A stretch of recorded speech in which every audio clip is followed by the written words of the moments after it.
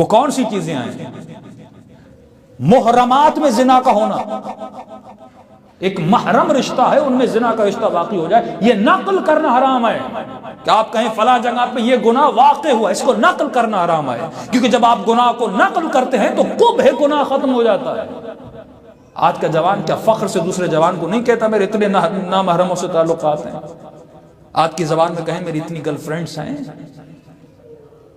فخر سے کہتا ہے، شرم نہیں کرتا۔ آج گانا سنتے ہوئے کوئی بے حیائی اور چیز سنتے ہوئے فخر کرتا ہے، اس میں حیا نہیں، قبح گناہ نہیں ہے۔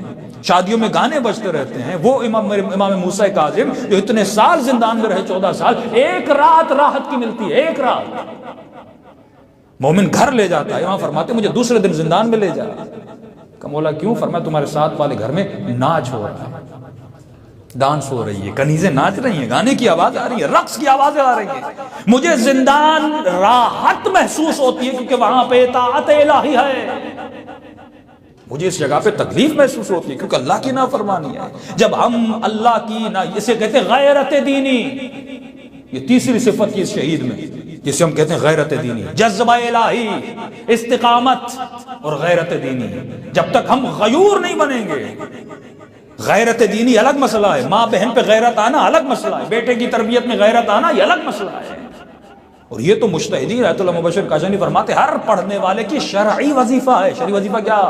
آپ ایک بستی سے گزر رہے ہیں اور آپ کو پتا ہے وہاں کوئی مولانا نہیں ہے، لوگوں کو نماز نہیں آتی، مسلم ہے نماز نہیں آتی، شرعی وظیفہ اس مولانا کا رک جائے، ان کو نماز سکھائے، ان کو نماز پڑھائے، یا کسی مولانا کو وہاں پہ فراہم کرے۔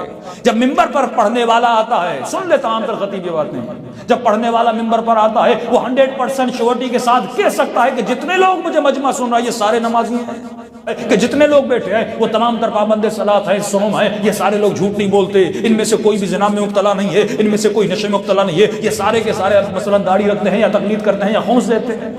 ہے کسی کو 100% شورٹی، جب پڑھنے والے کو یہ شورٹی نہیں ہے اس پر واجب ہے، وظیفہ شرعی ہے، اپنی تقریر میں ان چیزوں کو بتائے۔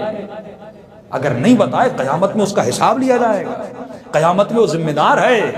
ہم یہ تو پڑھتے ہیں کہ لوگوں پر یہ عذاب ہوگا، لیکن وہ عذاب پڑھیے جو پڑھنے والے دین خدا کا علم حاصل کرنے والے آتے ہیں اور باتوں کو پڑھتے ہیں، ان کا عذاب پڑھیے۔ رسول خدا کیا فرماتے ہیں؟ فرمایا رسول خدا کے چہرے پر ہمیشہ مسکراہٹ ہوتی تھی، ہمیشہ۔ کسی نے پوچھا رسول کریم سے، یا رسول اللہ میرے پاس کچھ بھی نہیں ہے، اگر میں پھر بھی کسی پر احسان کرنا چاہوں تو کیا کروں؟ نبی نے کہا مسکرا دیا کرو، یہ آخری احسان ہے۔ کم از کم اپنی پوزیٹیوٹی سے گھر جاؤ، بیوی سے، بچوں سے بات کرو، لبوں پہ مسکراہٹ ہو۔ لیکن فرمایا جب سے رسول خدا کی مسکراہٹ چھپ گئی اور ہم نے کبھی مسکراتے نہیں دیکھا، تو پوچھا یا رسول اللہ کیا ہوا؟ کہ کل میں نے خواب دیکھا ہے میرے ممبروں پر بندر چڑھ رہے ہیں،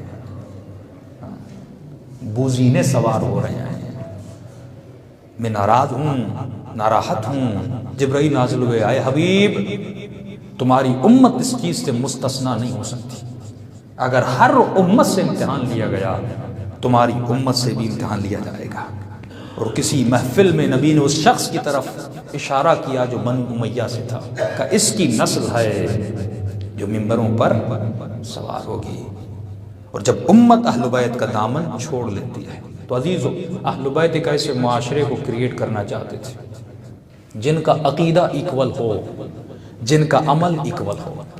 اس کے لیے کیا کرنا پڑے گا؟ آپ کو ایک سوسائٹی بنانی پڑے گی جس سوسائٹی کے لوگوں کے وجود میں یہ نشانیاں ہوں۔